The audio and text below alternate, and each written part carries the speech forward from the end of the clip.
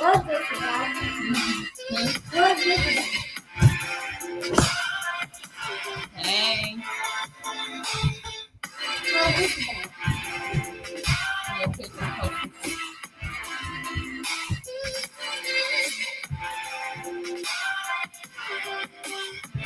Hey guys, if you're on here, say hey. We're on here for a minute saying happy birthday to Ariah and making some waffles. Some chocolate waffles. Y'all say hi. Hi. My brother's 8. I'm 5.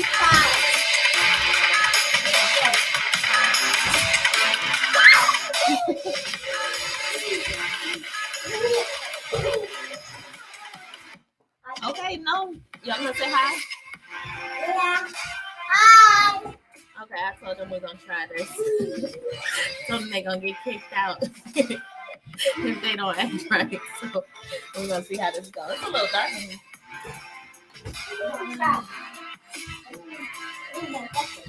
All right. Hi, Sister Effa. Hello. Who else is on here? Say hey. Let me get our stuff together. Okay, talk to them.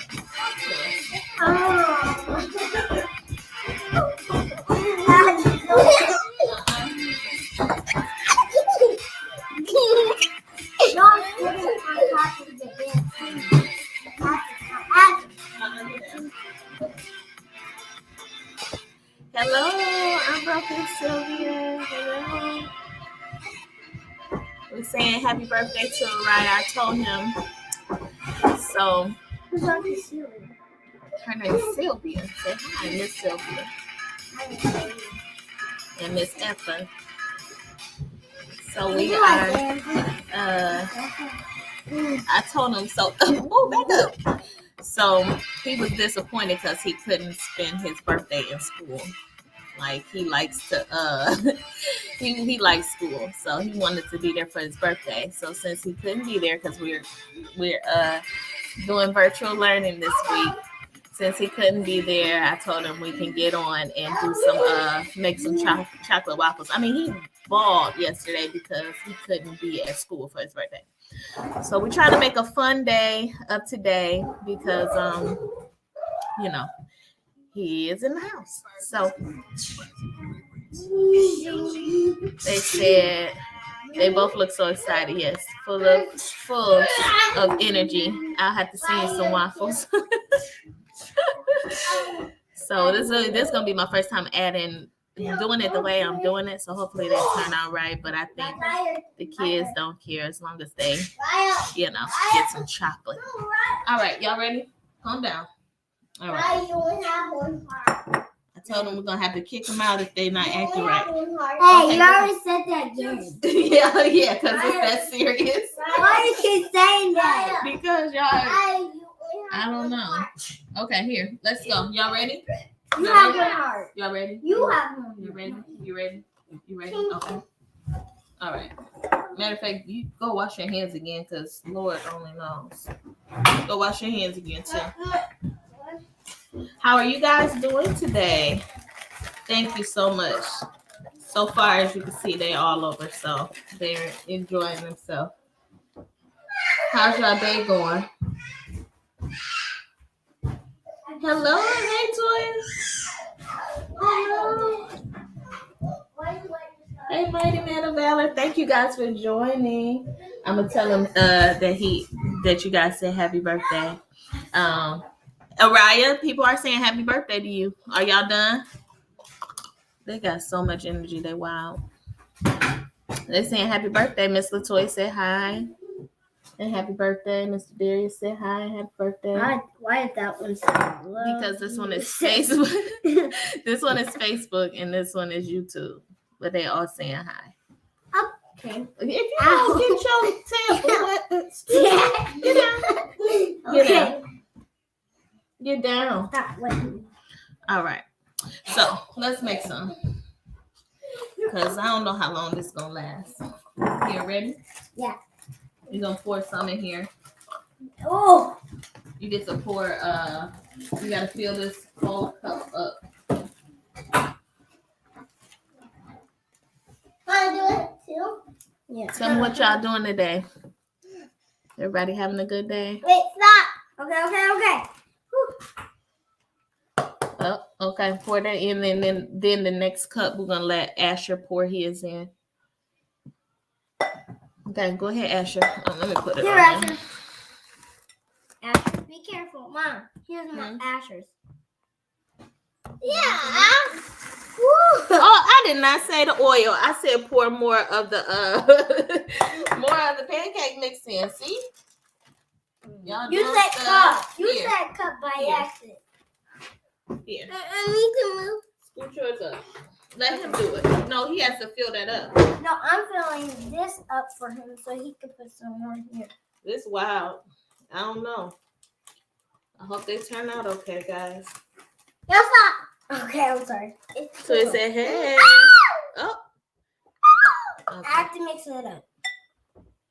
Oh my goodness. Okay, Sister Sylvia, thank you so much. Oh my Okay. goodness. Okay, wait. Let's add the water. And then I can do it. Yeah, add the water. Okay, I'm doing it. Okay, I want to do it. Okay, Now you have to put y'all in take here. turns and stir. Asher, where's yours? Yeah, you guys see them. Mom, where's his? No, this. Huh? Where's his, Mom? Here. Here's this one. Okay. No. Whoa, no. I'll get another spoon. It's okay. No. Wait, Mom. Or y'all could even take turns. Okay, your turn. It look like we added a lot of that look a little loose. Mm-hmm. Let me do it. Okay. Can I do it? Mm-hmm. They can see. Let's see. I'm gonna play this. Happy birthday, one. Yeah. You ready? Grammarly helps you work more efficient. Birthday. Accomplishing your work goals. All right. There we go. Let's see. Okay. Here you go. This one for you, right? Uh-oh. Okay, no. This is a little slow. You know, we need something a little bit more upbeat. Happy birthday to you. Happy Let me see if I can find them. Okay, Mom. Hey, you know you can like Google like Oh, and then we put it in there. Oh, that's hot. your name and you can put happy birthday and it'll actually play you like it'll play your name and happy birthday. Let's see. Wait, now can Sometimes we put in there I think most song? names. Let me see if it let's say Ariah. Mariah. I don't know if they have one for your name, but they do. Let's see what it is. Let's see. Oh.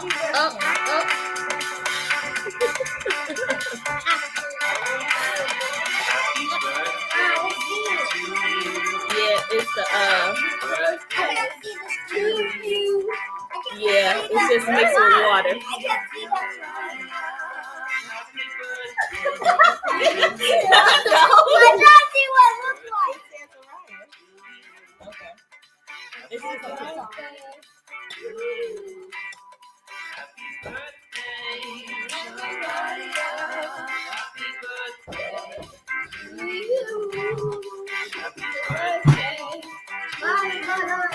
Alright, let's add some chocolate.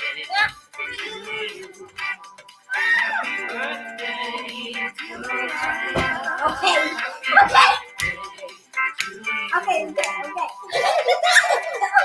We add the chocolate Need now. a yell. Okay. All right, let's stir it up and see. Let's stir it up. Okay. Usually I would add chocolate chips. And Mom! but I don't have any. There's chocolate cake. And this was a last minute decision. So Wait, it hold looks on, like you gotta keep stirring pancakes. it up. It looks like pancakes now. Put in here. Not yet. Stir it some more, a little more, and then we're gonna pop it on the Thing. the The Mickey Mouse. The Mickey Mouse pancake. All right, let's Wait, hold on. One more thing. No. How chocolate do you want them? My turn. My my turn. Excuse me. I didn't drink them. You trying to get chocolate wasted? Asher, they taking advantage of this. All right, that's enough. That's enough. That's enough. That's enough. Not putting here. Who likes chocolate? I don't really. Me, I like do. chocolate, but I'm not like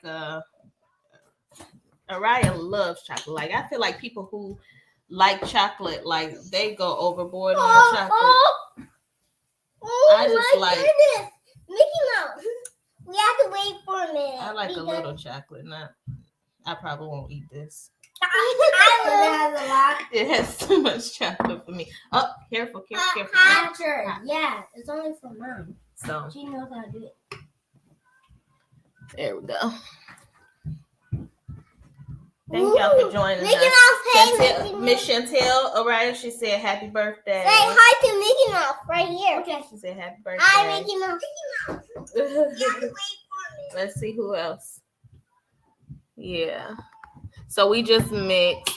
It's just a regular little pancake mix. We mix water with the pancake mix and oil and water, oil, pancake mix. Okay, that's enough. And chocolate syrup. We're gonna see how it turned out. I put it on our little waffle maker. Our little Mom, look. sorry, I didn't have a better setup for this. It was last minute. Yeah. She said her children would have loved this. Yep. So there's something simple you can do with your kids. Something very simple. You, happy birthday. I will be your birthday. Y'all know I don't know how long I got before the babies start clowning. So they're watching Coco Melon right now, though. Yes, they go overboard. Okay. You just walked away while you cooking. Mom, You just walked away while you cooking. is it done? Your stuff is gonna Is burn. it done? I don't know. Look, No. let's open it. Not yet. It has to tell us that it's done. Let's see. Is it done? I don't know. They have so much energy. Like they have been home. It's hot. It's hot. They have been home all week. It's Actually, hot. last That couple means it's weeks. done. So like their energy level is It's hot. on 10. Mom, it's hot, but it means it's done. No, it has to cook all the way through. So y'all pray for me. Nothing's wrong. Just pray for me. Wait a second. I see Ariah Jess said save her some. Auntie Jasmine wants some. See, Jasmine's one of them chocolate lovers too.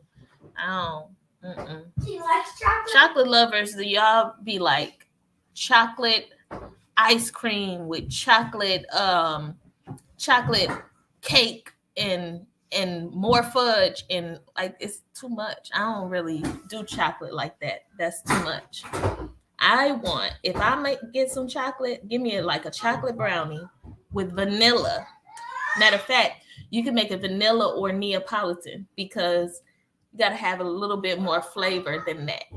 And then maybe some chocolate syrup, maybe, but I don't even have to have that. Like I'll take some nuts.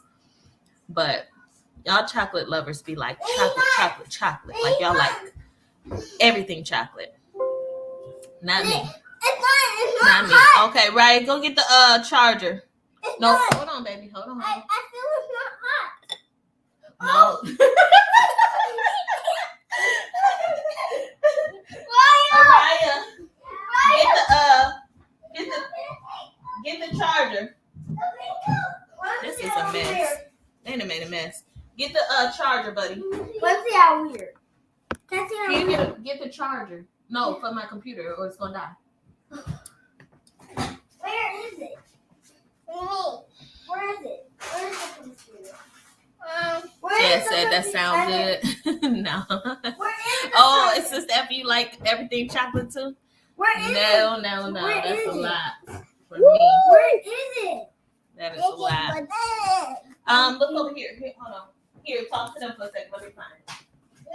The pancake looks like the eel. Like me. At your fall. You did. No. Y'all supposed to be talking to them. They're here for your birthday. Nah, This is your birthday party right here. Oh, y'all. Was I supposed to oil this? Go look on the back porch, bud. Go look on the back porch. Go look on the back porch. She said, I like chocolate, but you can keep the chocolate ice cream. Yeah, that's a lot. No. That's a lot. No, don't touch it.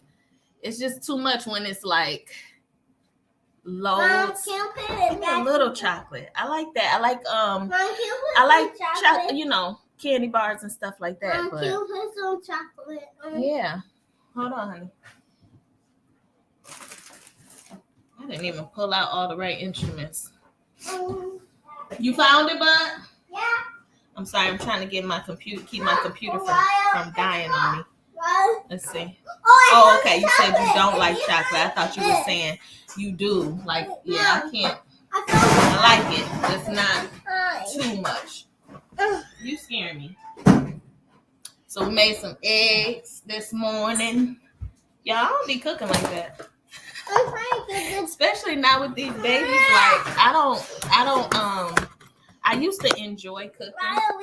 Like before I got married, I'm be honest. Like before I got married and had kids, like I used to like to cook, and like of most of my friends, like I was the one that liked to cook.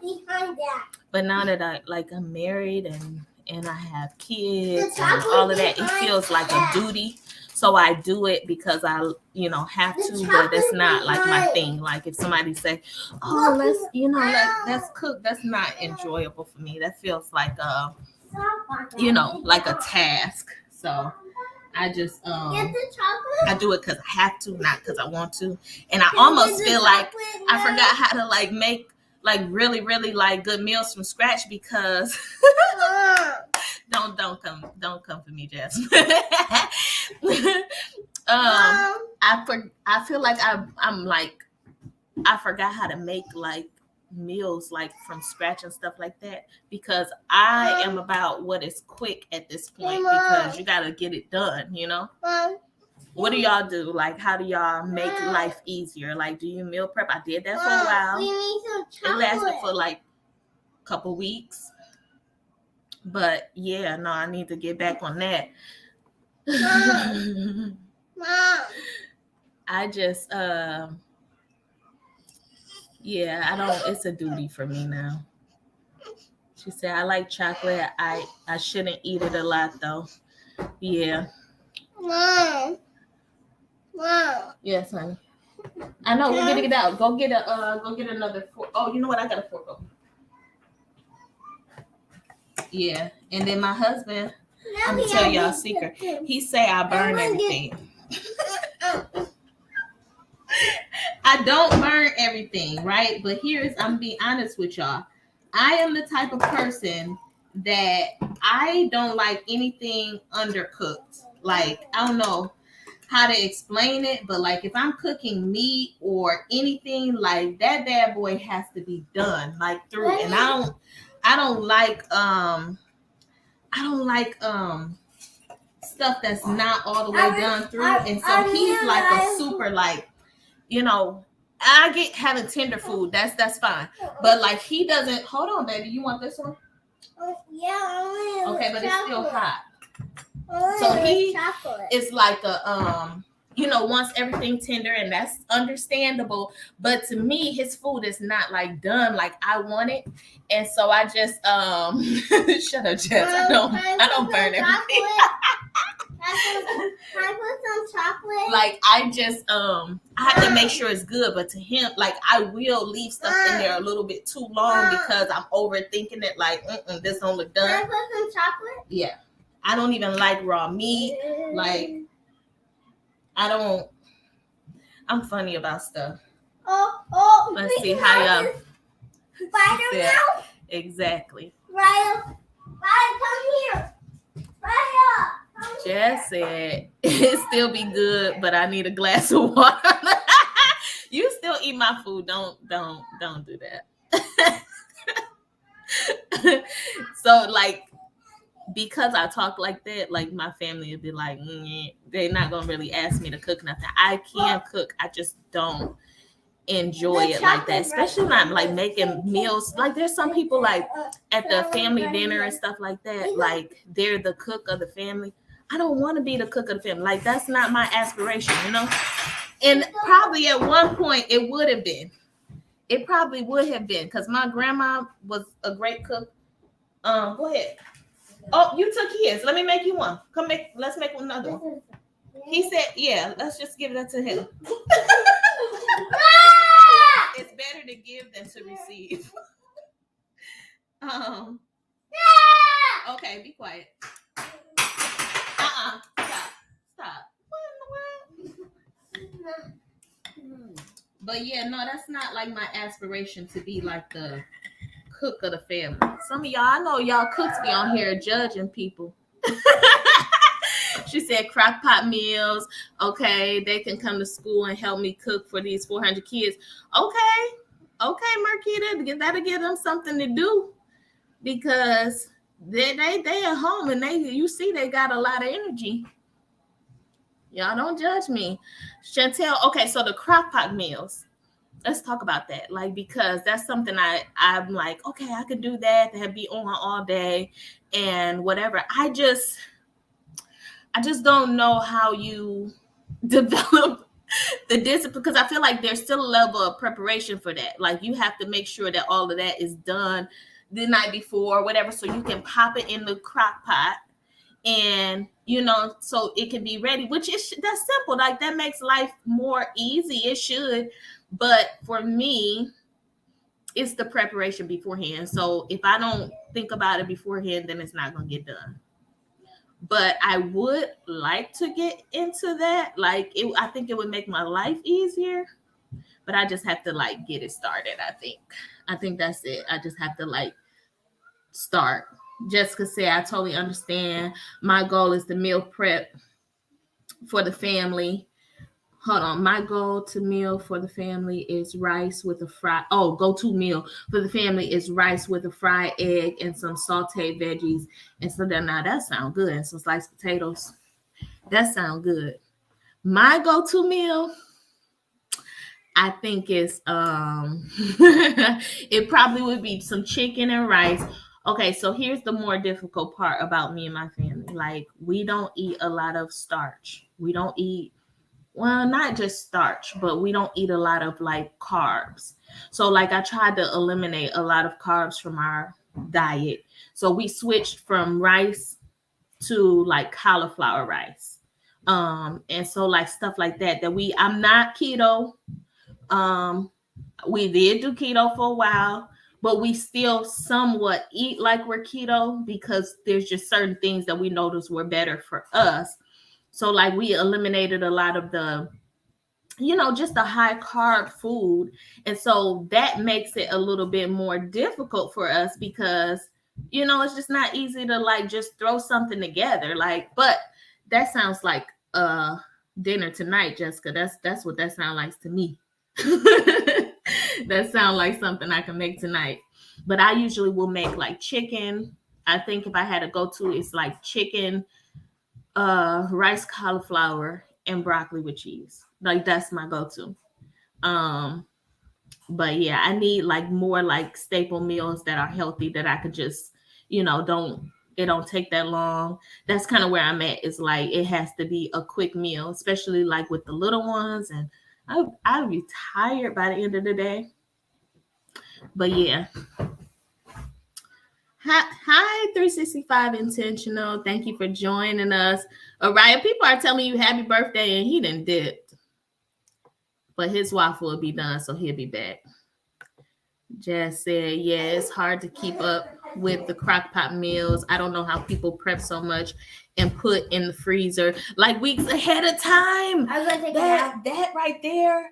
Listen, I think that you guys who can do that, I think you guys are like superheroes. You guys have superpowers. Like, I think one day I'm gonna be grown where I do stuff like that. But I have to, like, if I do it, it's not consistent. And I know that I need it to be. I know I need to get to a place where I do something like that consistently because it would make my life easier. But y'all pray for me because that's just not my life right now. What you do with the fork? Okay.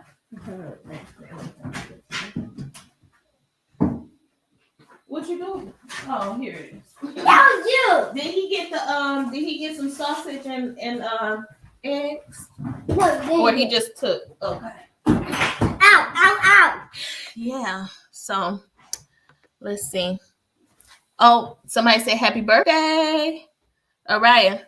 Somebody say happy birthday. Mom, look right there. Look, did you see? I'm not there. Unintentional. Unintentional. Oh, hello. 365 intentional said happy birthday, baby. Say thank you. We're gonna play another happy birthday song for him right quick. No. Yeah, you gonna dance for him? No. Okay, so tomorrow, you guys know usually we go live and we do midweek prayer, and I have guests. The reason I haven't posted anything this week is because of his birthday, family first. So I so I didn't plan anything intentionally this week because it was his birthday. But I had asked him, like, do you want to go live with me on Wednesday? Because let me tell you something. My son can pray. Like he just has a pure heart. Like, it's something when kids pray, like it comes off so pure. And so I was asking him if he wanted to hop on live and we do a little something, maybe pray for the kids around this time or whatever. So that's probably something that we'll do tomorrow evening instead of the normal midweek prayer. Hey, Mom. Yeah. What? I thought we only had to do this one time today. Oh no, this was just kind of a spare the moment thing. Oh, you done? You don't want to do it tomorrow no more? It's the interview. This is not the interview. Oh. I'm gonna interview you. Okay. Whatever. Don't yell in their ear. Yeah. Don't yell in their ear. I'm not yelling in their ear.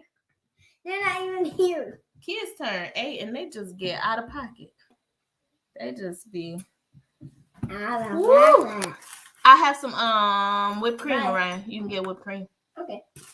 I forgot. Yes. Yeah. See, the kids, when they pray, their prayers are so like just pure to me. Like, it just comes from the heart. Like, I don't know. Sometimes it really puts tears in my eyes to hear my baby's prayer. You gotta shake that up. I was. I'm done. Oh, are we out? I You done with yours? We're gonna get a little bit out what we can. Here you go, baby. You want some eggs and sausage? Yeah. First, I need a strawberry. Oh, they make mess. That's the other thing about cooking. It's the cleaning for me, okay?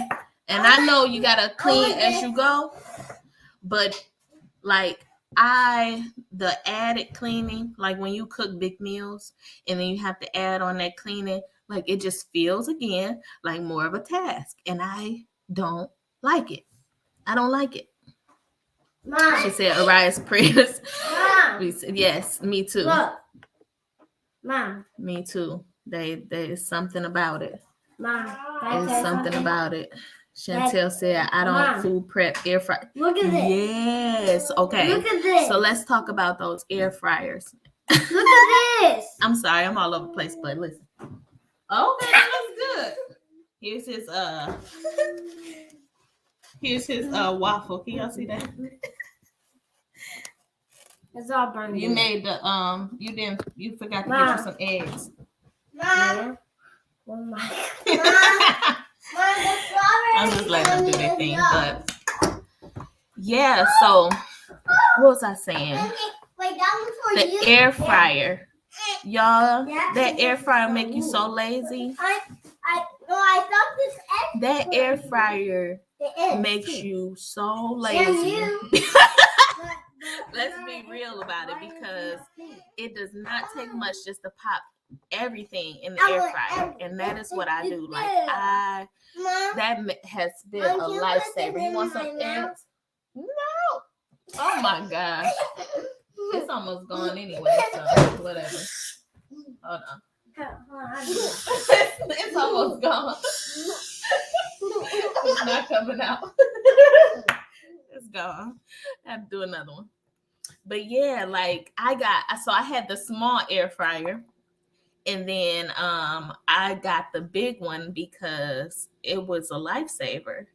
And since then I have really, really been lazy. Like it's hard for me to do any like big cooking because of that. Like why would I make my life harder? Why would I make my life harder? Let me make some more for the babies. Even though I don't really give them chocolate like that, but you might get a little bit today. Let's see. Yes, I let the kids use the air fryer. You can keep the kids to use the air fryer, and it's simple, and that's what I'm trying to do. What age did y'all start letting y'all kids cook?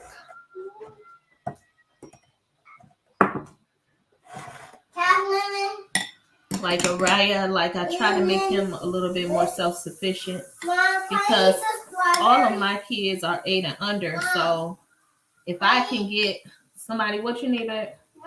Yes. Can I eat the strawberry? Yeah, you can add a strawberry or two to yours. If I can get them self-sufficient, then it makes it easier. Makes it easier for my little ones. Yeah, it just makes it a little easier. She said, let's see. She said, oh, have you, wait, you have a heart waffle maker. Yeah, it's this one is actually a Mickey Mouse one. So it kind of looks like a heart when it's done, especially with the chocolate. Like you couldn't really see Mickey as much, but yeah. She said, yes, I let the kids use the air fryer. Yep. I'm trying to start. Ariah will make his toast in the air fryer, but my goal is to get him more, doing more and more. My husband is kind of like, he feels kind of funny about it because, you want to be safe. You don't want them to be using it when you're not around and, stuff like that. But I feel like he's pretty responsible, and there's just like certain things that he can learn to do in there that, just make it a little easy. Plus he likes to do it, Let's see. I started teaching mine at 7. They are all grown now and cook for me. See, that's what I'm talking about. Like, people are talking about like the whole, that whole debate about should little boys have kitchen sets and stuff like that. Man, listen, that's not what makes a child gay. That's not what makes a child gay. Now, we don't let our boys play with dolls and stuff like that, but you get you a little masculine kitchen set, and I feel like it gives them more of a mindset to cook and to help around the house. Don't raise no little lazy little boys that grow up and feel entitled like the woman is the only person that can cook. Like, even though I want them to have wives that enjoy cooking or take care of their families, but I'm not raising little boys that, just feel like it's just the woman's job to do housework and to cook and stuff. Like that's not cool. But so like that debate is not even, listen, it's a lot more that goes into homosexuality, but we're gonna leave that for another time. But yeah, let's see. I don't food prep. She said, yes, I let the kids, let me see. Lily and Zaria start helping. That's good. Yeah, that's good because your big kids are your big kids can kind of, I'm sure, carry their own now. That's the thing too, when you have older kids and you have some younger, then they learn from the younger ones and they start like doing stuff. I need my kids to be at a point where they can start doing chores. I mean, they do chores, but not like I want them to, y'all. Not like I want them to. Like one of my boys, Ariah, I feel like if he had a room by himself, he would be the one that keeps everything together and keeps it tidy. But then you have Asher, who is the middle child, who could care less. Like Ariah will clean up, and the next few minutes Asher will tear it up. But he's getting more to the point where he wants to, be more self-sufficient, taking care of his bed and making up stuff. And, so that I feel like that's getting a little better now that he's getting older. But listen, it was rough. It was rough. Like I said, I felt like I had Ariah pretty self-sufficient early, but then you have this other child who come that he like, no, please try again, So yeah, let's see. When they visit, I don't cook, they do. That is so awesome. That's why I'm trying to get you have all boys, or what you have? You have boys and girls, 365 intentional? That's right. Yeah, I feel like that's not even we need to get deeper into, if we're gonna talk about it, like let's talk about the things that come, to pull kids in that direction. If we're gonna talk about it, it's not just having a kitchen set, because you're right. So, yeah, right. Yeah. Let's see. Oh, my husband is FaceTiming me, y'all. He's supposed to be picking up this cake. Let me see. Hello. Hi. So I'm Kroger, and I got cakes.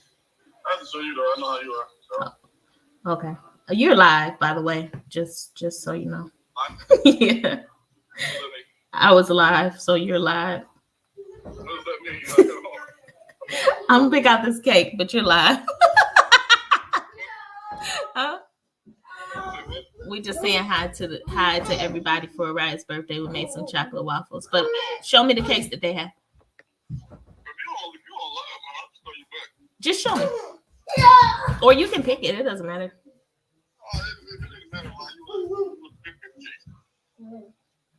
You know he likes chocolate. That's all. Ask your note, baby. Let's see. This white one says chocolate on the inside. Okay. I can just call you back. Okay, that's fine. Just pick whatever. As long as it's chocolate in the inside, that's his biggest thing.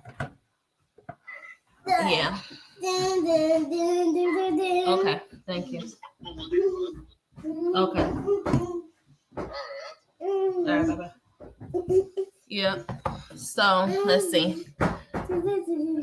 Let's see. Absolutely. My sons both cook, clean, wash their own clothes. We teach them to be self-sufficient. My daughter is married and takes great care of her home. It's good to start with them young. I totally agree. And I'm gonna be really, really honest and transparent. I think that for me, like, I think things would be a little bit different if I didn't have the twins and they both still, they're 18 months, 19 months now. And so, they make things just a little bit different because we're still in that young age to where, they're far from self-sufficient. So, where's your plate? You want another one? Yeah. Okay, go get your plate. So that makes it a little bit harder for me to to make sure everybody is on point because, there's just a different level of taking care of the 18-month-olds. And don't get me wrong, I think that I think that my big kids help a lot. But it's a little bit harder for me to be on them like I used to be on, Ariah. It's a little bit harder for me to be on them like that because, the babies require a certain level of attention. So we just been, I don't know, just trying to get readjusted and hopefully, here you go. As the twins are getting bigger, I think it'll get easier and better. Yes.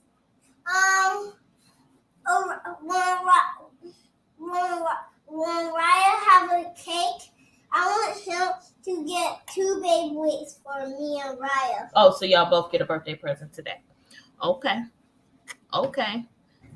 Yes, Asher is a full-blown middle child. Yeah. Raya. Right, that's what I said. You're live, sir.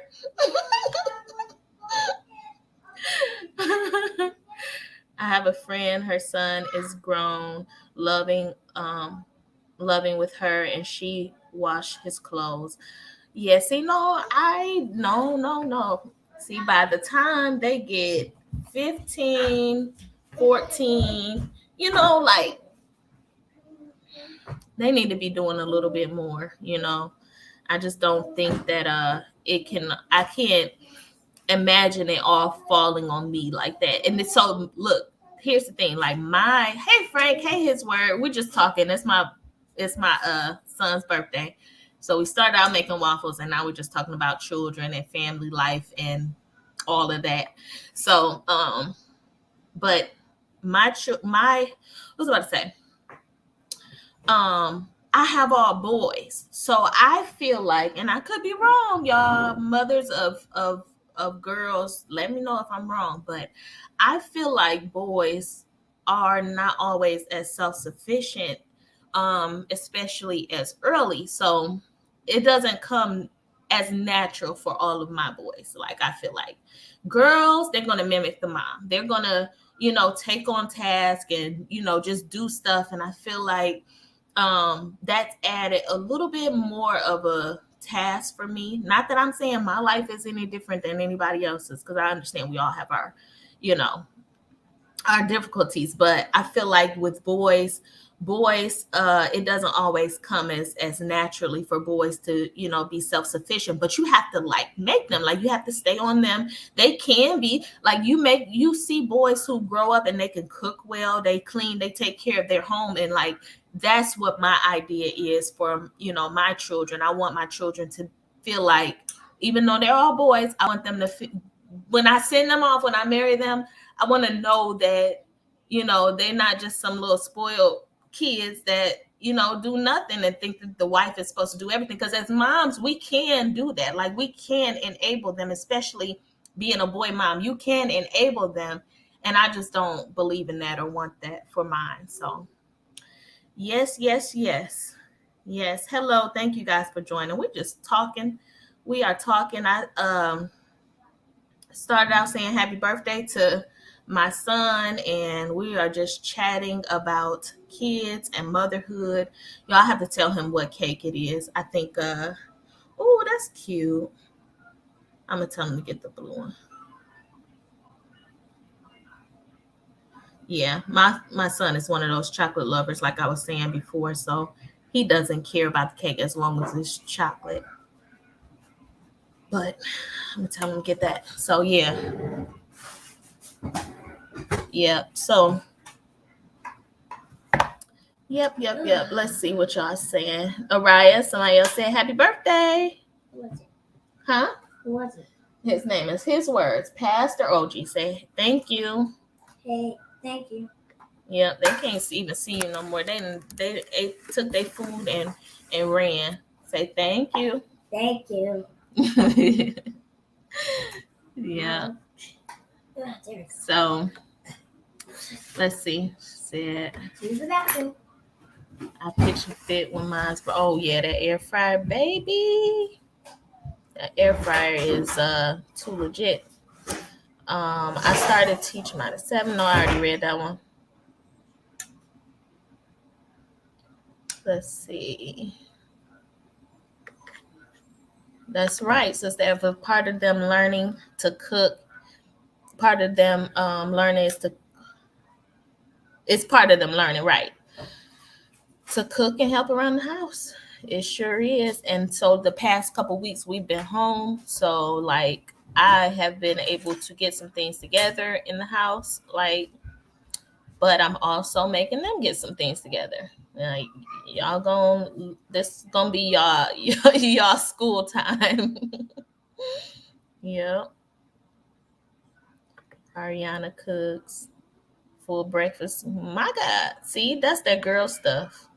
And maybe that's me. Maybe I need to put my kids on there, making them do a little bit more when it comes to cooking and stuff like that. But let's for real, like, I think you can get in the habit of just doing things, you know what I'm saying? Just doing things. And like my mom, we got to talk about this because my mom, shout out to her, love her, but she was the type of mom that was like, y'all get out the kitchen.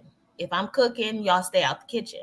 So like, I kind of have that nature a little bit. Like I want my space when I'm cooking, but then I was thinking about it like recently, like if you do that, then they gonna stay out the kitchen. Like they're not gonna feel like they have to help, and then you just gonna be frustrated, like because they're gonna get older and they just rely on you to do everything. So that's one reason why I even did this today, because I'm like, okay, it's just an opportunity for you guys to start, doing stuff and helping. And, it gets a little messy. It does, but at the end, you teach them how to clean up. The only reason they're not cleaning up right now is because we on this live and they're cooking, and it's his birthday. So, yes. My sons both cook, clean, wash their own clothes. We teach them to be self-sufficient. That's right. I said that already. Amen. I'm sorry. Sometimes these comments, they keep coming. I'm trying to go back and make sure that I didn't miss what you guys are saying.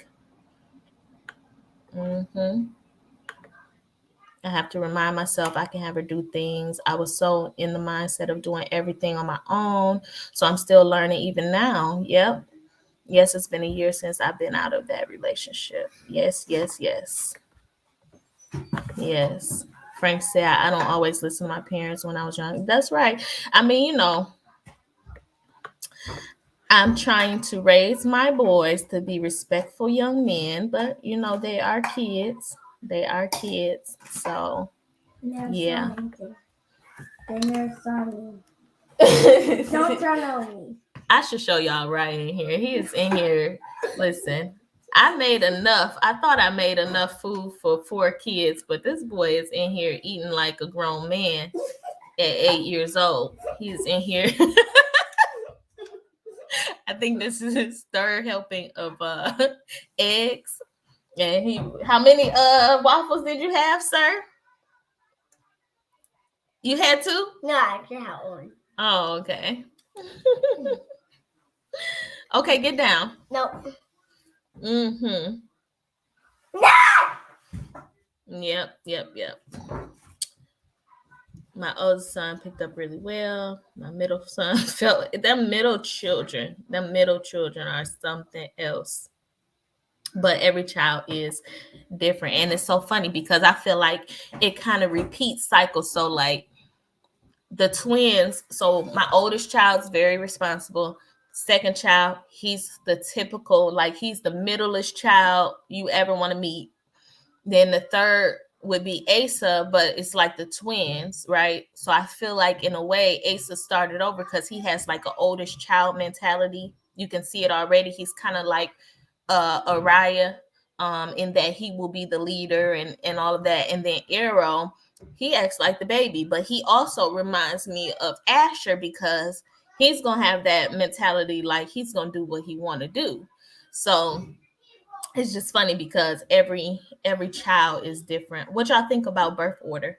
Do y'all think that plays a major role in personalities, and did it play a major role in your kids or your personality and who you are? Because for me, I am technically a middle child. Like it's 6 of us, but at the same time, my oldest brothers, they're all way older than my youngest brothers. So, I mean, my youngest sister and brother. So by the time my sister came around, I was 9 years old when she was born. And my brother, I was 14. So my oldest siblings, they were good and kind of older. They were growing up. They were about to be out of the house soon. So I became like, even though I was the middle child in a way, I became like the oldest child too. So I feel like I have kind of a mixture of both, like being the oldest child and being a middle child too. So I have a little bit of both of those natures. But I feel like I kind of fall along the line of the oldest child a little bit more because I was the only one I was the oldest in the house for so long. So yeah. How about y'all?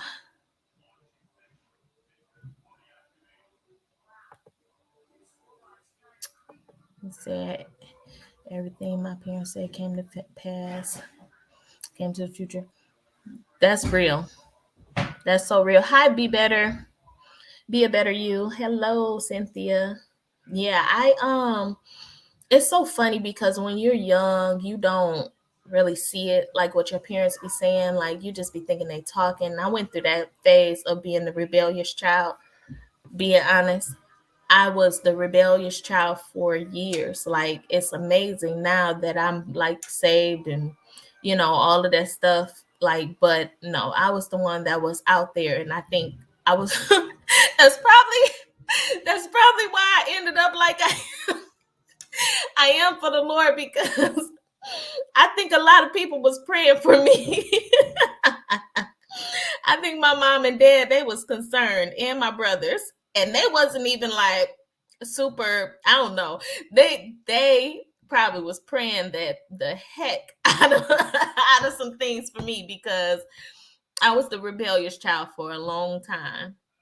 So but it's funny because now that I'm older, like I get it. Like I get a lot of things that my mom and dad were trying to say, I get it a little bit more, even to the point where things that you don't understand about your parents, like things that you can develop like this mindset of, I don't know if anybody ever felt like resentment or whatever. Like we go through different stages with our, parents and stuff, like you feel like decisions they made, you develop resentment for, and just, things like that. But then when you get older, you realize like, dog, I could have made the same decisions that they made. Like you realize that, life is a matter of choice, and the same things will be presented to you, and you will end up either like falling in the same thing that they did, or you know what I'm saying, like you may take a different turn. But I actually had to learn to appreciate my parents because in a lot of ways, I feel like they experienced things for me, and now I can choose differently because of whatever result, yielded in their life, good or bad, right? Or I can choose the same thing, like good or bad. So it's like a blessing. And sometimes you don't see that when you're little. Like you think that they just don't understand and all of that stuff. Like, but when you get older, you realize like, oh, like you understood perfectly. Like you understood perfectly what you were saying. And then you see it, like you said, you see different things come to pass, even about you, like, that they said, like that you didn't see. So yeah, I have to totally agree with that. She said our oldest don't do anything. That's different. That's very different for an oldest child. I feel like oldest children take on a grunt of the responsibility most times. So it's that's so funny.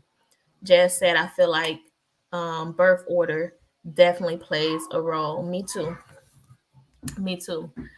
I definitely think that.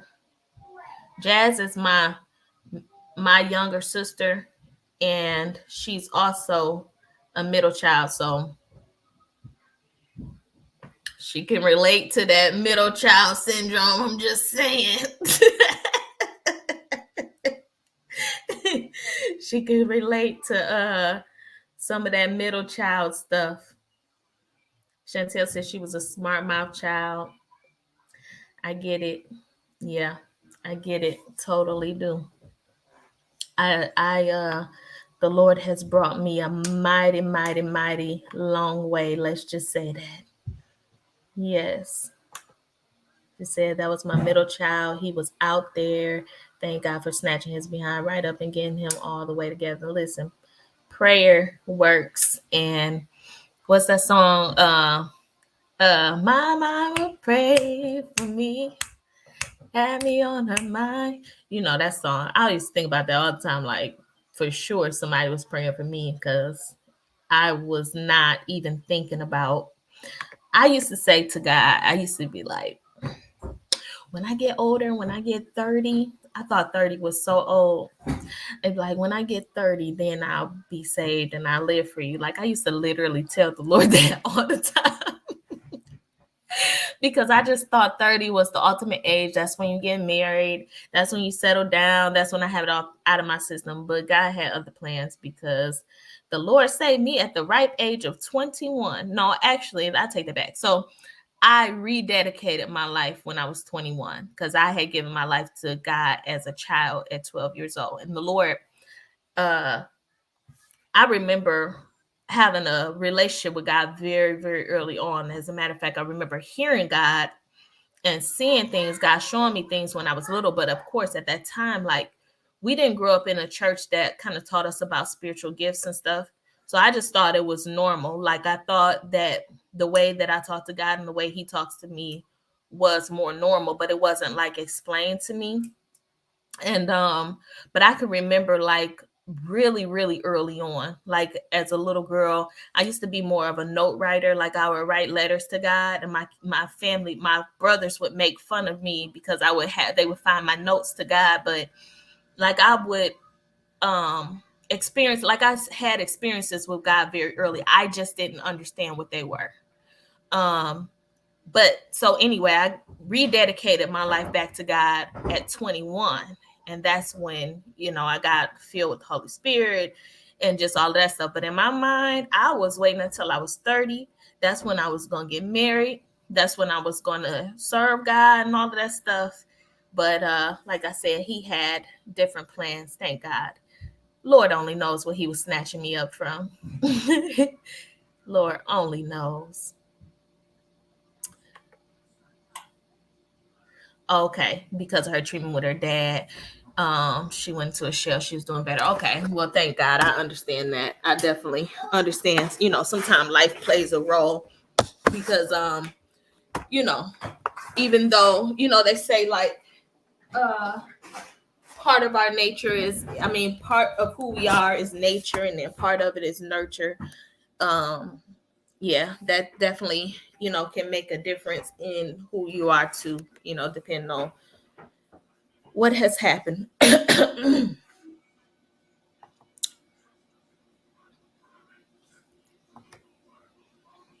see a lot of change in her. Yeah, man, that's so good. That's so good. Y'all, listen. Counseling, I believe in inner healing. I believe in deliverance. I believe in all of that, right? Wholeheartedly, I do. But I also believe in counseling. I do. I believe in therapy. I believe that there's a place of therapy that, in a lot of times in the past, especially with the church, was taught against. And I think that it's important for some people to go through therapy, even if you get inner healing and deliverance. Sometimes counseling and therapy is, just as important because I remember after I lost my son, I had to go to therapy, and it was not had to, I chose to. And it was something I wasn't necessarily open to beforehand, but like in that season, it really, really did help me just kind of talk through some things. And I don't know if I can say that. I don't think I had the best therapist per se for me. She was a good therapist, but it wasn't even just so much her. It was just being able to, talk through things. And then she did give me some little nuggets and things that I feel like did help me.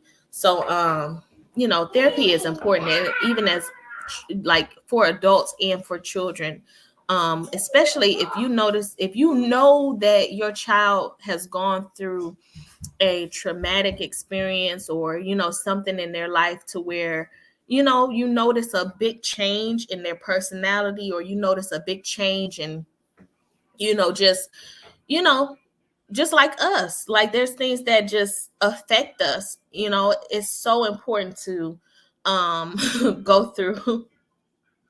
It's so important sometimes, for some children, like to go through counseling and therapy. You just have to find the right one, because kids don't always talk to their parents or feel like they can talk to their parents about everything, but sometimes they can talk to other people and it could be helpful in the long run. So I'm not like a like I said, I believe in prayer, I believe in inner healing, I believe in deliverance, but I also think that, it's important to notice when your child is going through changes and they might just need a little extra help. So kudos to you for seeing that and for helping your baby girl, get whatever she needed.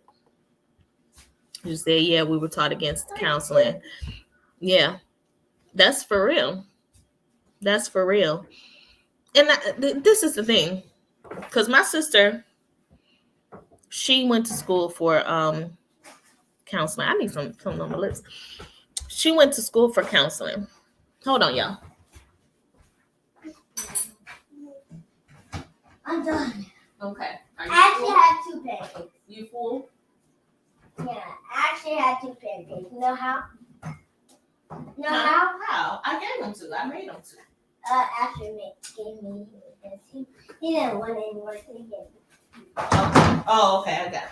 Oh, Ryan got 3 pancakes. Okay, sorry, that was bothering me. You got 3. But my sister, she went to school for therapy. So if you're in the Michigan area, you need a therapist. And that's not why I'm saying this at all. But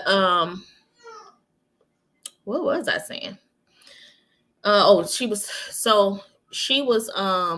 She's one of the people who actually opened me up to understand about, therapy and either how to look up a therapist, because you have to find out what it is that you would need. And of course, like I'm going to come from the Christian aspect, so I always look for somebody who is Christian, if I was doing it, because there are different things. Like, I don't believe in hypnosis.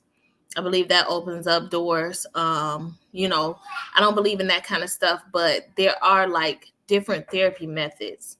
And so, you have to understand, that not all counseling and not all therapy is the same. And I think that that's where the church was teaching against for so long.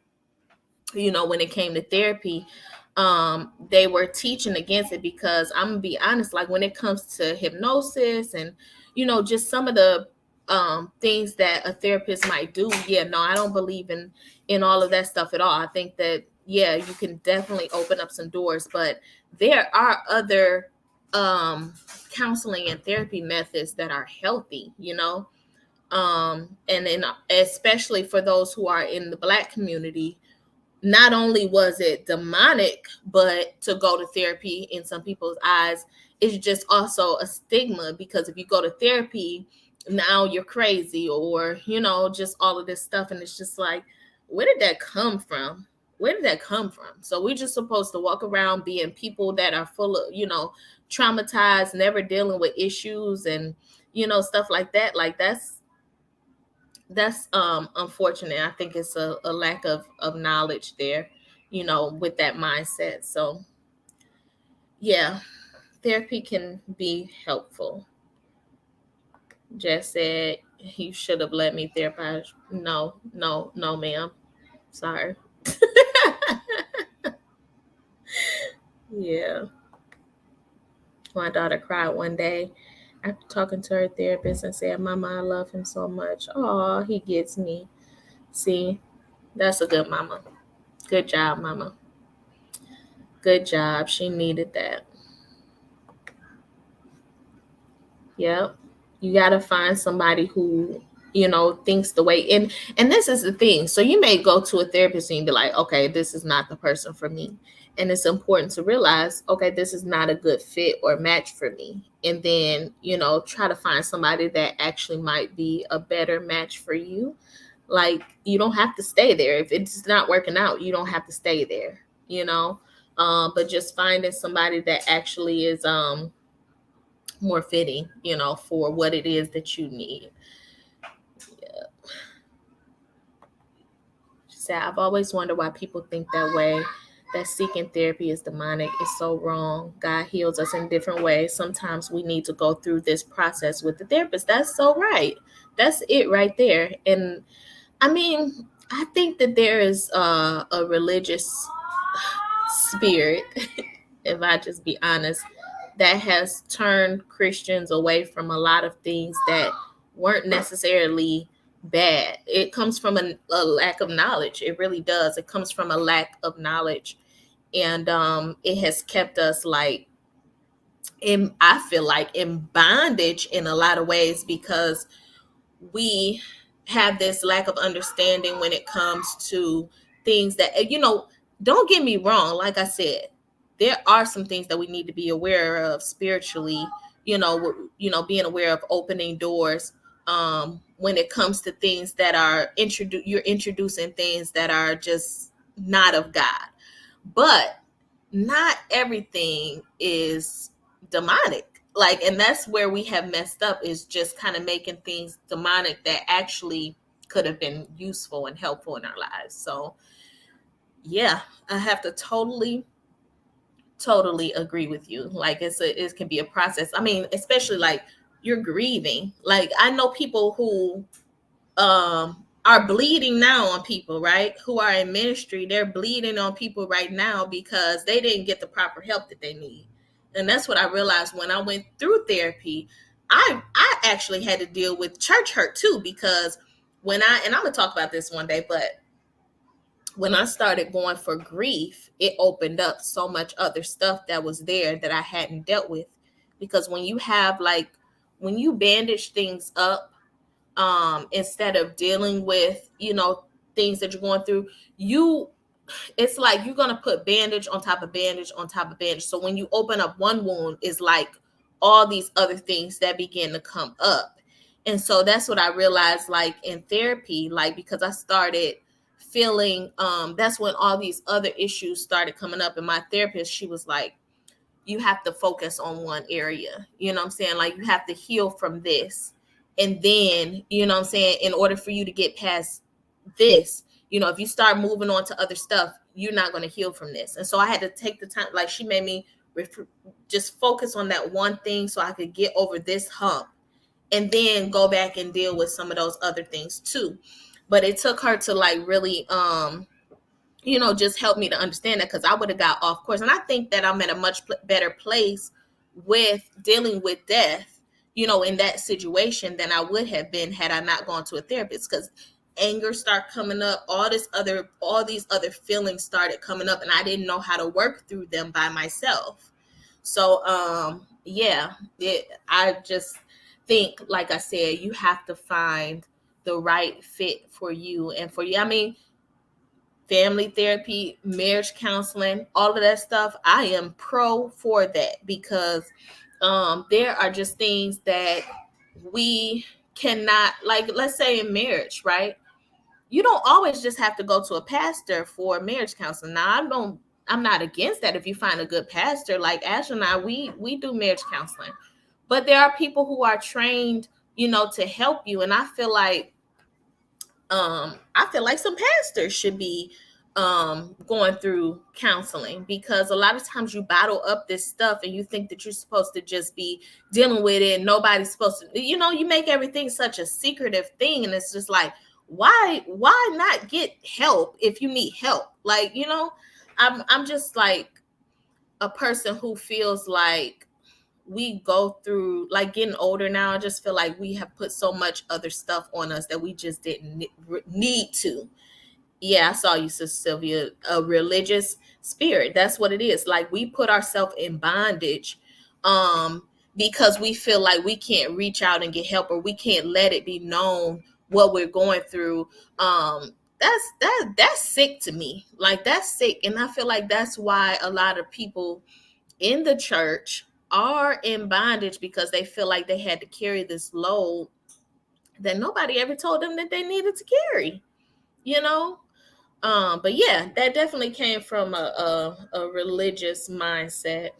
We had involved our case, and they mentioned they almost declined.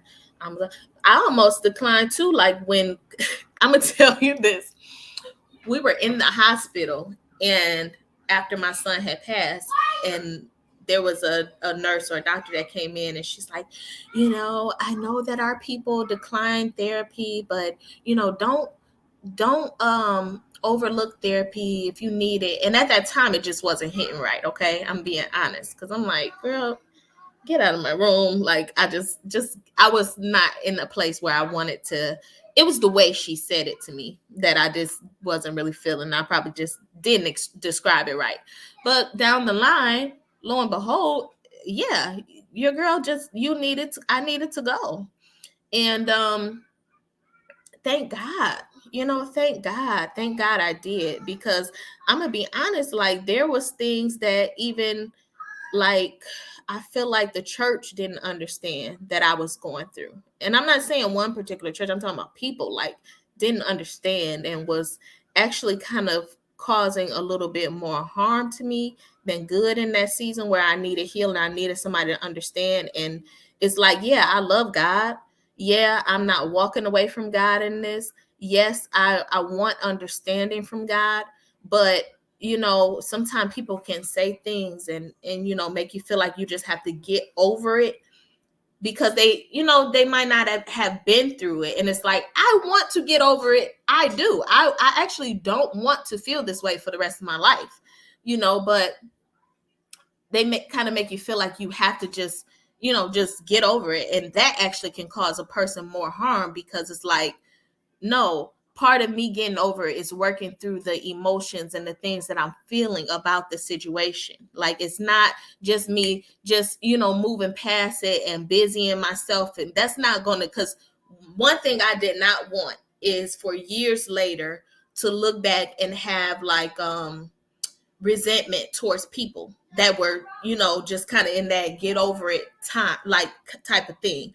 I didn't want to have resentment. So I knew that I needed to get help because I was starting to feel like, a little resentful of people.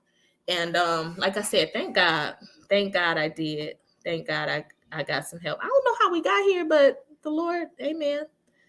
We need to talk about this. We got some things. I'm therapy. What's the word for it? I'm giving y'all therapy right now. Is that I need to find a therapist for Jeremiah. He went through a traumatic experience last month where he was assaulted at school and it messed with his mind. Man, Lord Jesus, help the baby, Lord. Yeah, that's it's real. I looked for a therapist on Psychology today, and you literally can put in what you need. I mean, from race, from religion, from age, all of that stuff. You can put in what you're looking for. And honestly, I just think that is if I had a therapist growing up, I think that I probably wouldn't have gone through some of the things that I did. Thank God I made it over, right? But when my parents got a divorce, I felt like that was a really hard stage of my life. And actually, I went left field. Like, that's when I really, really went left field. But, it's just different things in our life that come and we don't know how to deal with it. So we find ourselves in situations reacting because, we didn't have somebody there to work with us through it, So yeah, I definitely think that if your son needs it, please look. And nowadays they have assistance for people. You can get help. Don't let because I think that that's one thing. If I be honest, like even growing up, we didn't do a lot of things because of money. So the thing is, don't let none of that stop you, because there's always programs, there's always help. You just have to be open to it and look for it, because there's always help, even if you don't have insurance or whatever. Like, you can find the proper help. So yes, y'all, I think this conversation is healthy. I think this conversation that we're having today is was not planned, but it's healthy. She says, same way some churches will criticize people who go to the don't get me shouting in here. Don't get me shouting in here. People will criticize people who go to the hospital who gave the doctors wisdom and skill. Yes, listen, we all have different levels of faith, and our God knows what we need. Come on, somebody. Let's pass the bucket on that, because we got to stop, y'all. I'm sorry. We have to stop. And the thing is, God, like she said, God made the doctors. God gave them, the thing is, and that's another thing that we have demonized. I get it. Pharmaceutical companies are about money. I get it. I get it that there is a, because there was one point, I started looking into stuff and they've taken this this oath, and, you can get very spiritual about all of this stuff. Okay. I get it. But, and this is why I feel like God has always given me to kind of talk about, kind of making stuff a little bit more normal, because just as much as we spiritualize stuff, God always has a good side to things. Even though there are bad things out there, if we label everybody, that's just like labeling all cops bad, or that's just like us being labeled as you're a particular color, now you're all of a sudden just in this, you got to be this. God, what I've noticed is that when I acknowledge God before I go to a procedure or whatever, like, God always, always, always has a way of letting me know that he's with me. Like, he would put the right people there. Somebody wasn't supposed to be there. Then somebody, he sends the right person there to help me or whatever. Like, listen, you acknowledge God and God will tell you how he wants your healing to come about. You know what I'm saying? Like, you can't put God in this box to say this is the only way that he heals. I believe in supernatural healing. I really do. I really do. But I think, again, the Bible says that my people perish because of lack of knowledge. There are some things that when you pray about, God will lead you to the doctor to get your healing. And sometimes, and my husband was talking about this on Sunday. I think it was 2 Sundays ago. There's some time where it might not be that you're going to be on medicine forever, but he might lead you for a season until you can get a supernatural healing. You get what I'm saying? Like, sometimes we put ourselves in these positions where now our health is declining, and just like all of this stuff that we could have been spared for. The biggest situation nope, it's not even just that situation, but my son, again and again and again, I will say, like, in that season, there was some things that we didn't want to know, but it was coming from a place of, because we were believing God to do it. Now, I think in our situation, we couldn't have changed it, but it's just like, it's nothing wrong with getting help or intervention from doctors. You just have to be sensitive to the Lord too, and let him lead you in that season. But it's some crazy beliefs out here, and I don't want to offend nobody, but some of this stuff we got to stop, y'all. We got to stop. We just have to stop, because it leaves people confused. It leaves people very confused when we say God only operates this way. You know what I'm saying? Like, yes, if it's something that's straight up in the Bible that we know we're not supposed to do, but don't add yokes and put yokes on people. You know what I'm saying? I think that's what we do sometimes. Or God gave you a burden to carry, and now you want everybody else to carry that same burden. No, he's telling you. He's telling you. Like, you know what I'm saying? Like, he's telling you, stop eating meat. He's telling you. I mean, I'm just saying, sometimes we put people, the yoke that God has put on us, on other people. And the point of having a connection with God and having a relationship with God is so that we could have that one-on-one. Listen, just like Samson, he told Samson to not cut his hair. Did he tell everybody else? No, he didn't. You know what I'm saying? Like, there's some things that God will say for you to do. You know what I'm saying? And you have to, your relationship with Christ is, this is, you know what I'm saying? This is what God has obligated me to do. It wasn't necessarily for everybody else, but we want everybody else to have to go through it because we chose to obey God. No, I just don't believe in that. I have heard church hurt too I've had church hurt too after my mother and grandmother passed. Yeah, it's something. That church hurt is real, and it's something that I think that we have to get help for, talk through, and there's things that man, that stuff it's stuff that'll make you angry. It's stuff that'll make you turn away from Christ. And I think that there's things that as the church we need to talk about more and be more open about, because it has caused a lot of people to turn away from Christ. And we don't like to talk like that because we like to think that, people are just rebellious and da da da da. And okay, there is a level of rebellion. Yes, for sure. We know that. But what can we do better? Like, what can we do to actually stop some of these negative patterns that are in the church? What can we do? What can we, you know what I'm saying? Like, it's a level of honesty that has to be had as leaders, that we can approach situations and not just look at it like, oh, they're always talking bad about the church. There is a level of that. People do talk bad about the church. But what can the church do? And not all, but what can the church do differently that will help us to, approach some of these things that have gone on habitually in the church that have caused more damage? You know what I'm saying? I'm just saying. And I'm not saying that the church is supposed to be perfect.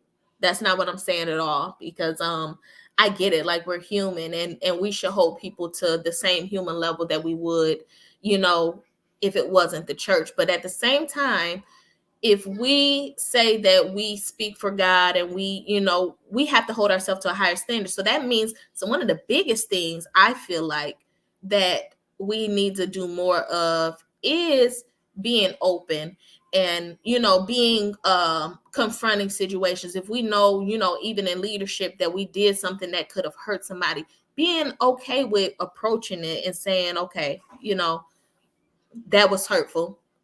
I'm sorry that hurt you. Like, just as simple as that.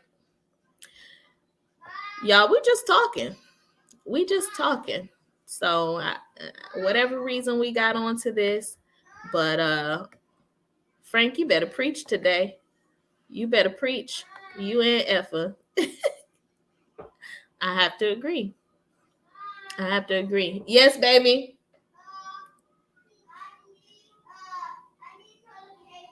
Hold on, y'all. Keep this. Let me Yep. Hold on 1 second.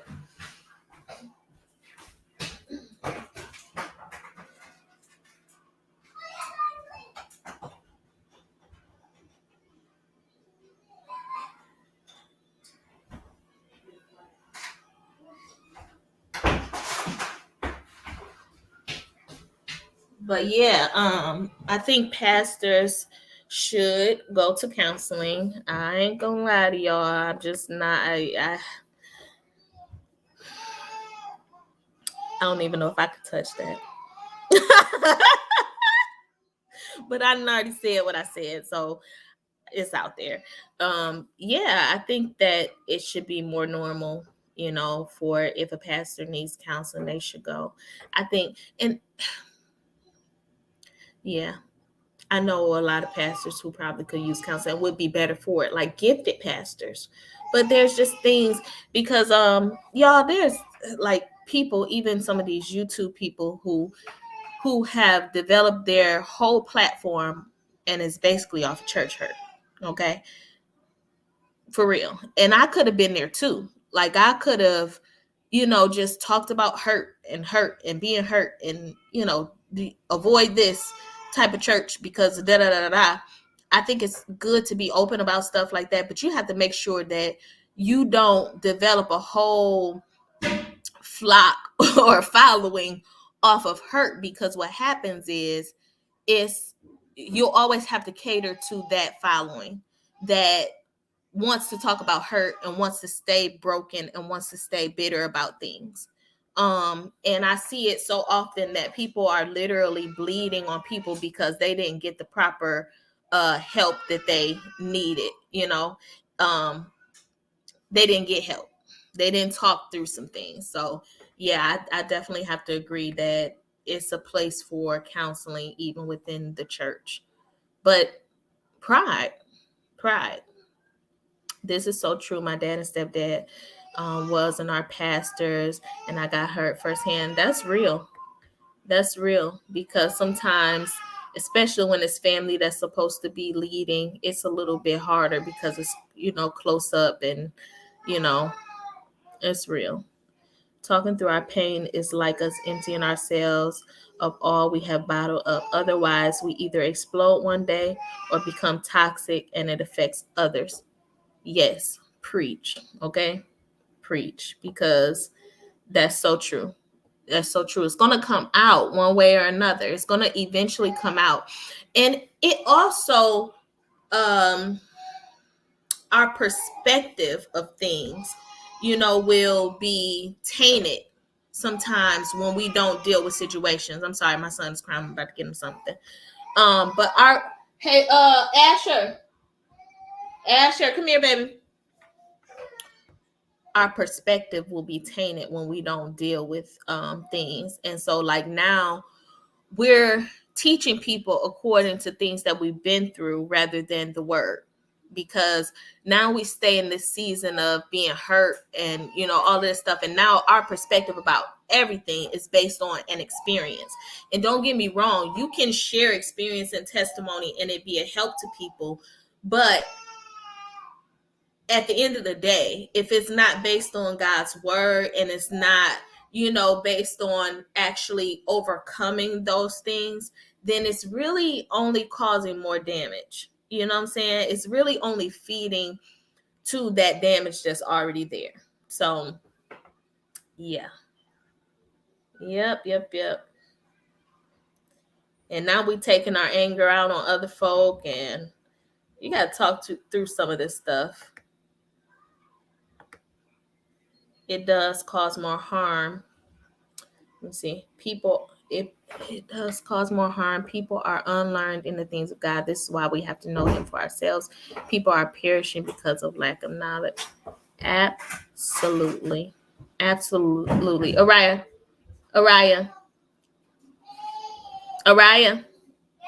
Come here, baby.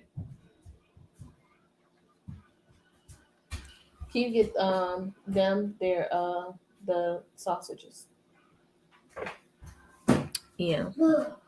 But no, that's okay. Broken Sylvia, you changed the subject, but it was probably necessary that we go on there, because it's so funny, because I had in mind that I wanted to talk about some of this, but it wasn't quite this direction, but some of what we're talking about, so maybe the Spirit of the Lord has led us here for a reason.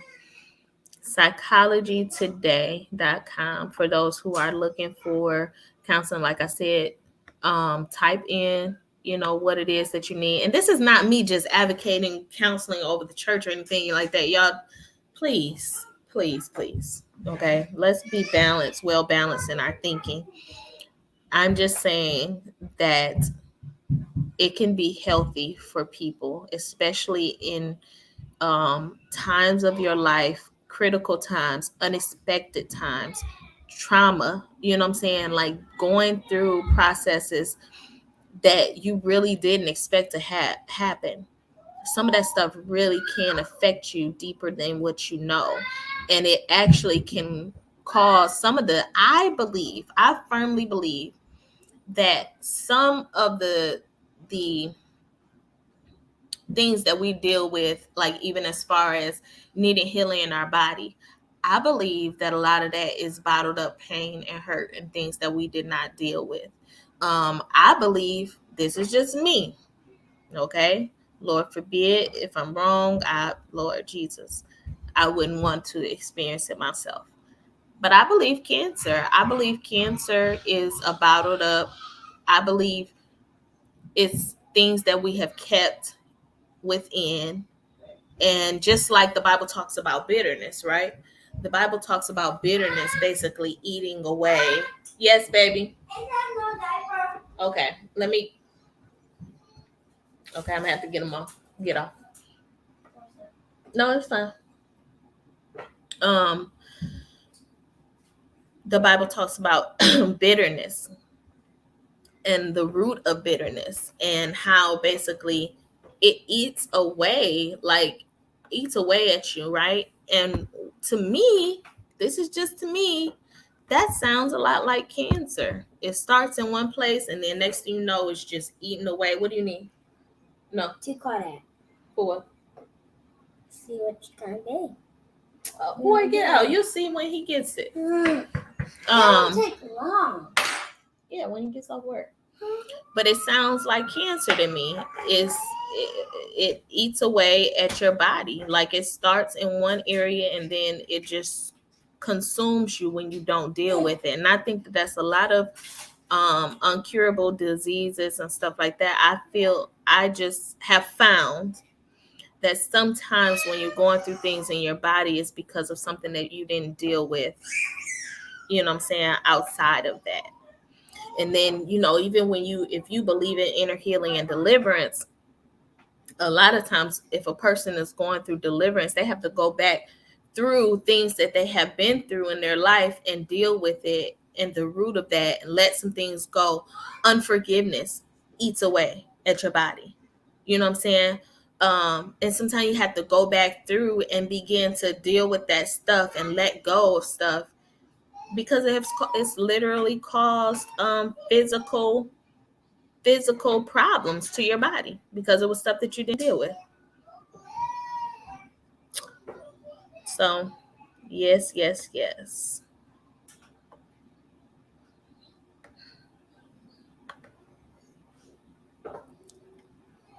We need to know God for ourselves, work out your own salvation. That's right.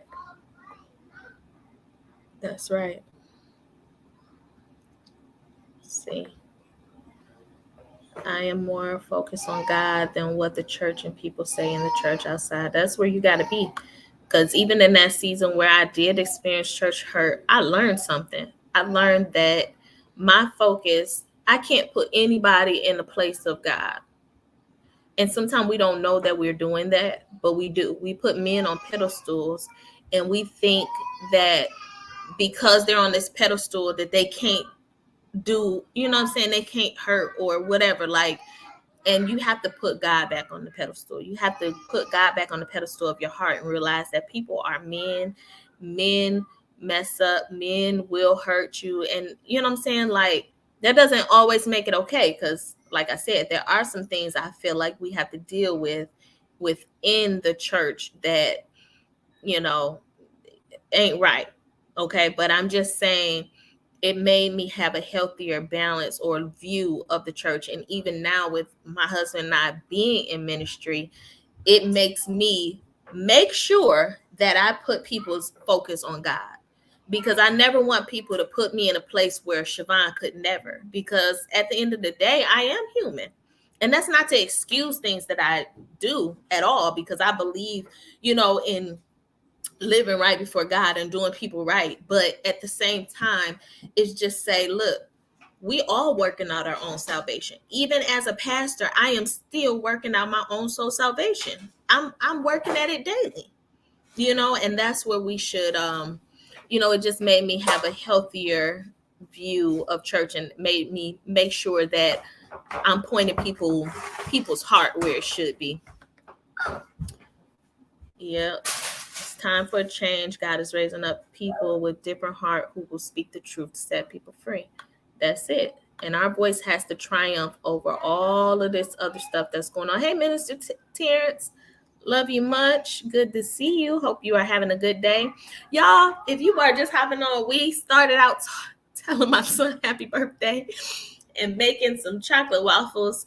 And we did that, and now we just started talking about kids, and we went from kids talking about family and taking care of the house and all kind of stuff. Then we started talking about therapy, and now we're talking about a little church hurt. It's just, we're just having a little conversation and just enjoying one another. But I think some really, really good things came of this conversation. So, yes, sis, I see that. You can just sense the bitterness and hurt when they speak. Yep. So, y'all don't let this stuff that you go through. Okay, well, you're going to have to leave it. Don't let this stuff, you know, eat you away. If you need help, get help. You need deliverance. like deliverance. The Bible says deliverance is the children's bread. Nope, y'all come out for just a little bit. Come out for Ariah, Asher. Yeah, okay.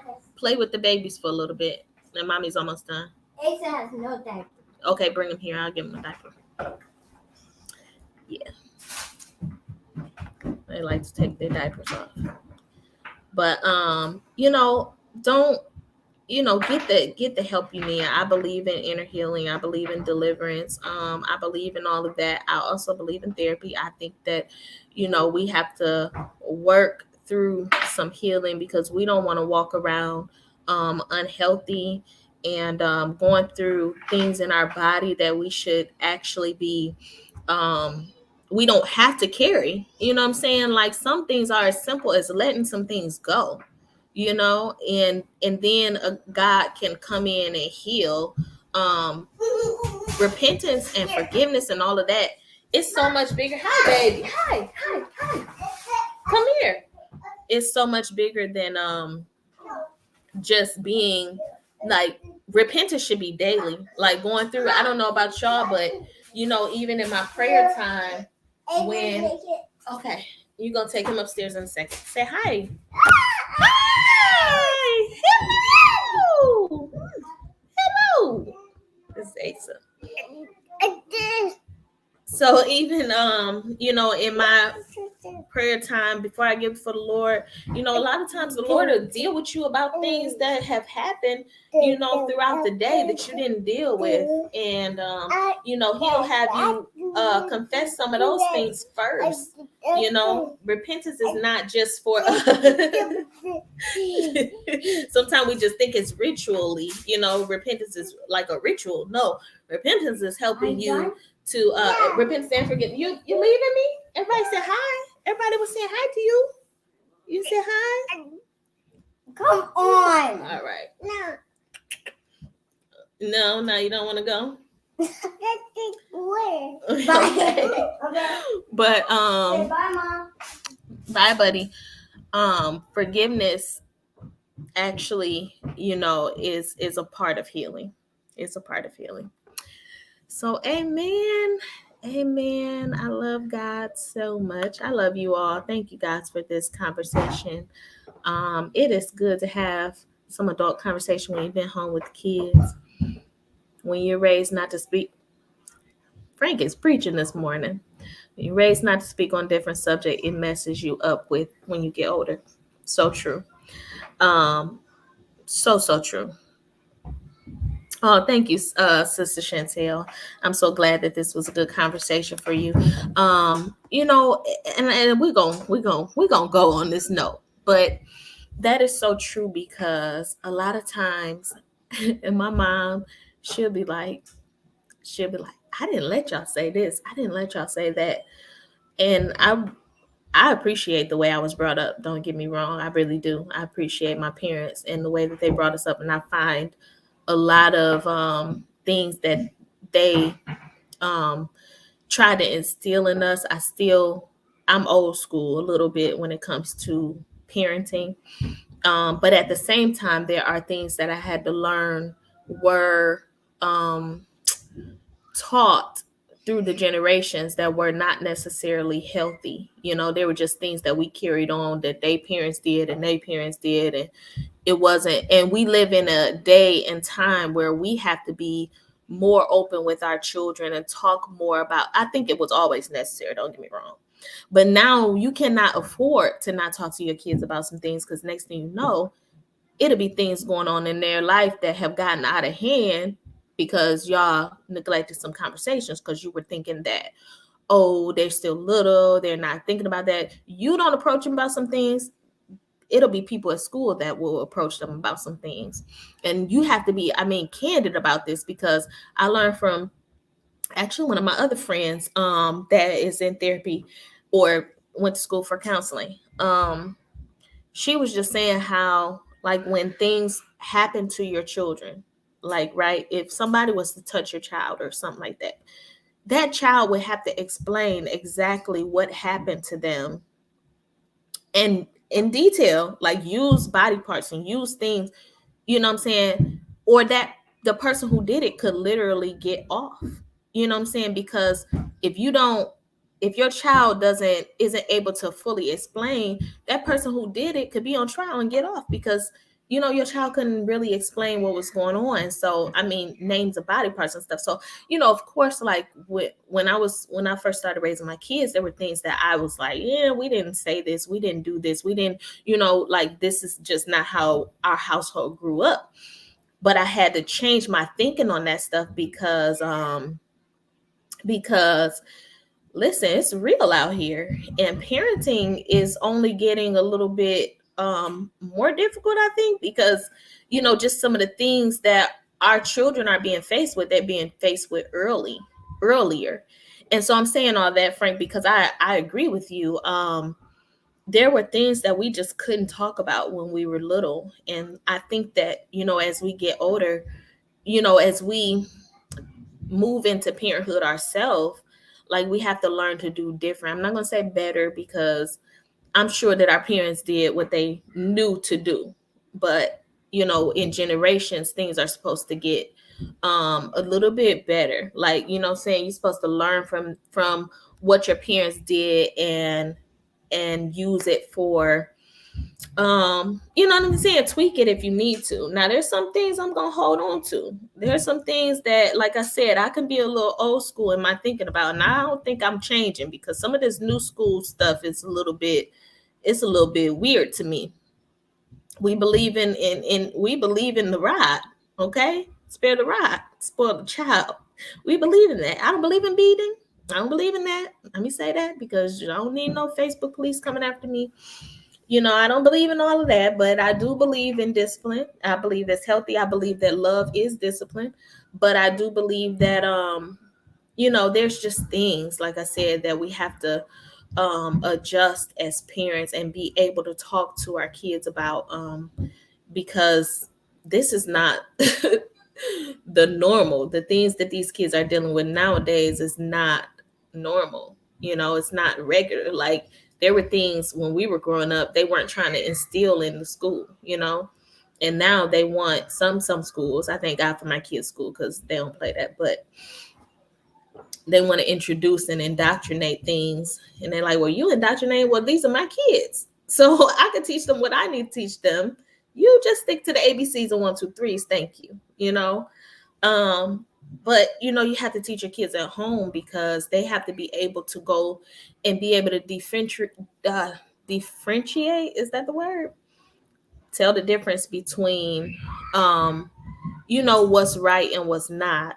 And they have to they're going to have to be able to when they're out there, they're going to have to be able to know what's true from what's not, like, and have these open dialogues that we didn't per se have when we were little. So yep, I agree with you, Frank.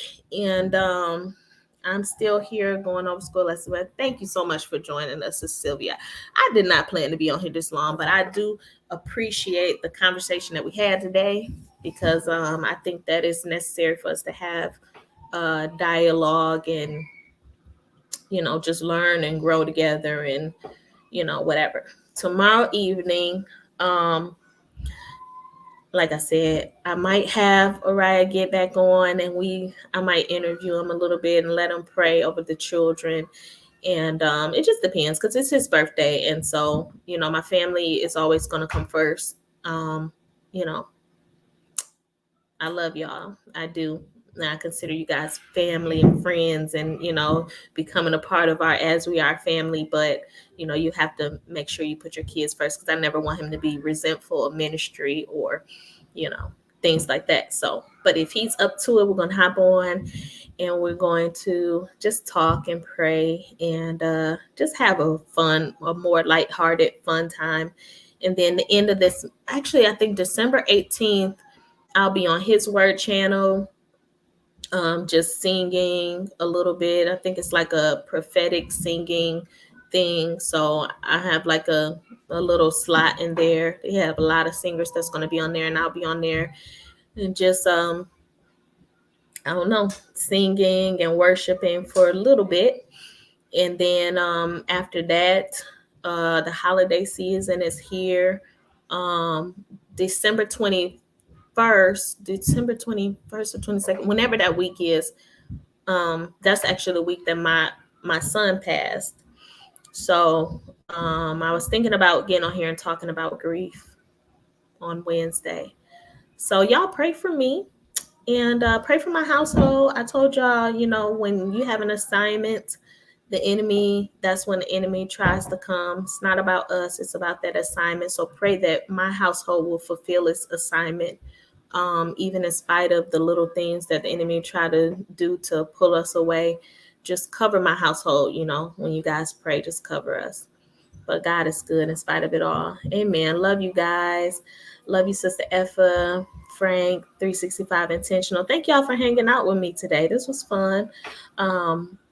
Unbroken Sylvia, Jasmine, Chantel, those who are still on here. Thank you guys for hanging out. This was a great conversation, and we'll do it again, okay? Y'all have a blessed day, and I'll see you guys soon.